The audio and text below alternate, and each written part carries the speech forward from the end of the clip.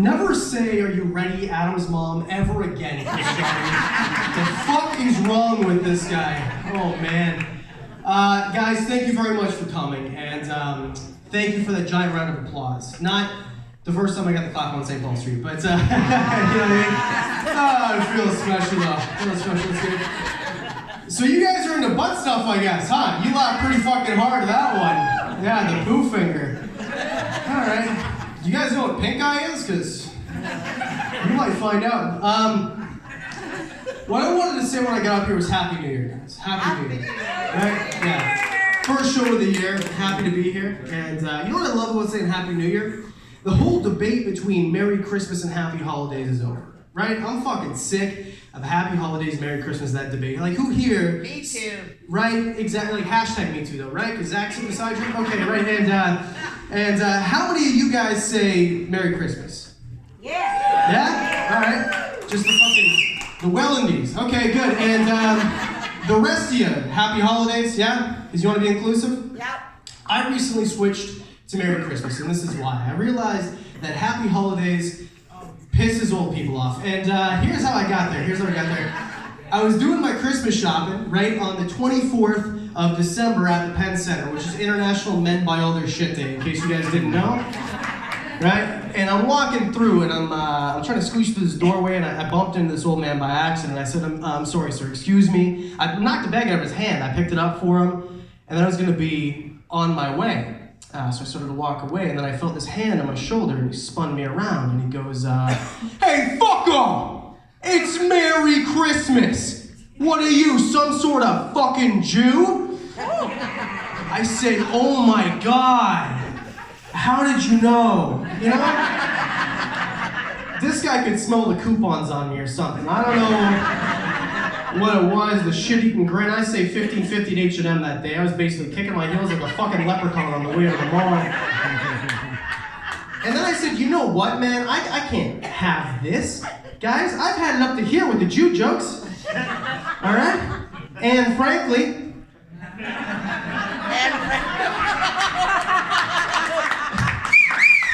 I think we should stop making fun of Jews, guys. Haven't they been roasted enough? Wow, I feel like I'm losing you guys. I bet you guys are pulling back a little bit, you know? But think about it, guys. A well-crafted Holocaust joke is kind of like an unvaccinated child. It never gets old. You know what I mean? Like, all right, this side's back on board. These guys are still like, "Do we ooh? What do we do?" I don't know, like... All right, very diverse, appreciate that. You know the other thing, too, about New Year's is I don't like the challenges, right? Because I don't know if you guys know this, but everyone's talking about, you need to be better, you need to get in shape, lose weight, grow some fucking hair, Mr. Clean, or whatever the fuck they say, right? And frankly, I am sick of it. I think this is ridiculous. And we just got through the toughest challenges of 2019, right? Did anyone here did Sober October? Anyone? No. Well, we established some Wellens here, so that makes sense. But what about the rest of you? The rest of you, no? All right. Now, and then we had the month after that, right? Like the month of November, the challenge for men. You guys know the challenge for men in November? Oh, You guys know what I'm talking about? No Nut November? Everyone knows? Okay, good. Yeah? So the silence. So some of you guys don't know.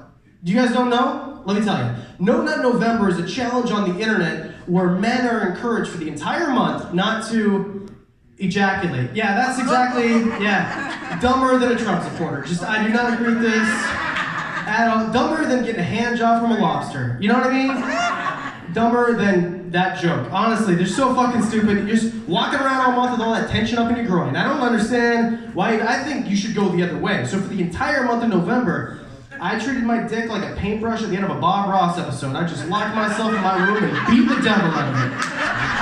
All right. This side of the room's got Netflix. All right, good. And this side of the room's going home on electric scooters. Okay. All right, good. Now, who in the audience is a dad? Who's got, besides Ryan with his fucking giant baby dick fucking kid, or whatever the fuck he was talking about here.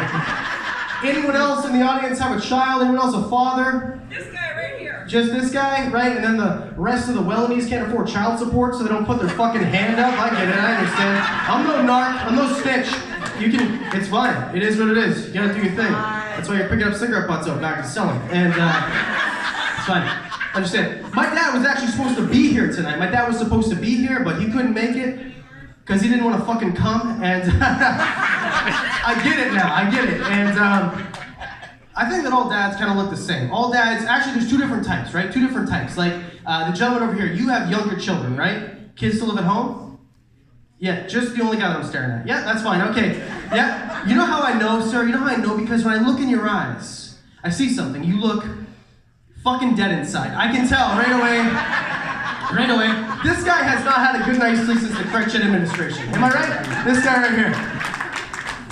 Now, there is a second type of dad. You know what, though? I can tell also, I'm a kind of a mind reader that just, like, bear with me, all right? Look in my eyes. You're thinking, how many more years at T-Ball do I have to drive this one little fucking expense to? Is that what you're thinking? Are you thinking, no, wait, hold on, let me try it again. I knew I should have pulled out. Is that it? I knew that's what it was. I could tell. Yes, yeah. She's like, I love counting my tips. You should have. I tell her. All right, too far, I get it, that's fine. Here's what you have to look forward to, sir. Older gentlemen. These guys don't have kids at home. They're a little bit older, right? And you can tell because when you look in their eyes, they've got like a twinkle in their eyes, right? If you look a little bit lower, they've got this half-cocked smile. They've got this second wind about them. The type of features that kind of say, well, kids are coming home at 4 p.m. to ruin this Cialis boner. Bend over the counter, Margaret. We're going to have a matinee. And, yeah. You should, sir. Those dick pills are expensive. You should go to town on Margaret. It is amateur night. It's really fucking funny. You should pay attention. What's your name? Nicole? Hi, Nicole. I'm Adam. Thanks for coming out. You have a dad? Yeah? Alright, good. Now, tell me if this is true, Nicole. The other way you can tell if a guy's wife has pumped out a unit, which is what I like to call having a kid, by the way, and here's how you know. If you look lower than a man's eyes, he's got a mustache, right? And if a man has a mustache, correct me if I'm wrong, this guy is a dad. Or maybe he's an uncle. Or maybe he's a pedophile. Either way, he loves somebody's fucking kid. Am I right? Alright, fucking Michael Jackson fans over here, that's fine, I understand. Now, speaking of traumatic experiences with your father, has anyone had a good experience with their father? I'm talking about your actual father, not people you call daddy, you fucking... Yeah. What are you gonna do after this? Go line up at fucking Pepper or whatever the bar was called this week? You fucking... Alright. We're gonna keep the rest of the show cleaner, okay? Because I realized something. Dirty jokes, Holocaust jokes, disgusting. Cheap and easy, like Nicole. And I think that is absolutely ridiculous. She's like, you made me come out here for this? Speaking of dads, is there any millennials that grew up in Niagara here? I'm fucking looking at both of you. Not another one. If you are unaware, okay, growing up as a kid in the 90s, your parents would take you to Marineland. Anyone ever been? Yeah? For those of you who don't know, going to Marineland in the 90s was kind of like going to a low-key interspecies fight club / brothel, okay? The Deer Pit, specifically. Now you're on board. Now you get it. All right. This is where you take your undersized, probably asthmatic child. You'd fill his hands full of the stale bread that you're too cheap to throw away. And then you'd let him loose in an overcrowded pit full of these animals that are underfed, undersocialized, and have fucking daggers on their head. And then you'd walk away to the smoke pit so you could continue drinking tall boys that you just pulled out of your 1992 World Series starter jacket, go Blue Jays.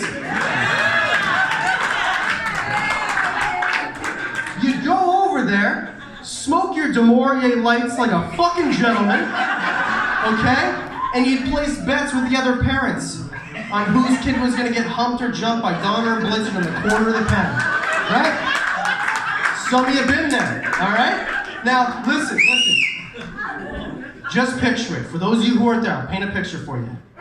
All right, not quite like Bob Ross. I'm not that fucking high. And right, Netflix people. And picture it. Opening day, 1995, wholesome time. Okay, Lion King is in theaters. Bill Clinton is in office. Probably only been to Epstein's Island to fuck minors like 3 or 4 times at this point. You know what I mean? Epstein didn't kill himself for the fucking millennials in the room. For those of you on the internet, right? My dad walks me into the middle of the pad, okay? I am 5 years old, Teenage Mutant Ninja Turtles hat, before it was retro, before it was cool, you know what I mean?